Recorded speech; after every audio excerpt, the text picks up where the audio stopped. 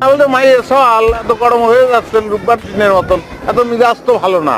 শোনেন আপা, ওই তুপ বাদানা আর এইসবগুলো মিশিয়ে রাত্রি খাবেন, কষার জন্য এরকম বায়ু চলা হয়, বুঝছেন? সব ভালো হয়ে যাবে না। এই এই পিসটা কি তোর লাগে? ওরে বাবারে, তো এসিড খেলাম ছেড়ে ডাইরেক্ট তুই বলতেছে। তোর বন্ধু নাকি? করতে আমার বন্ধু চিনি না উটকো? ওই রে। এ উটকো, এ আপা, বাংলা ভাষায় যে তিনটে সম্বোধন আছে, আপনি, তুমি, তারপরে হচ্ছে তুই।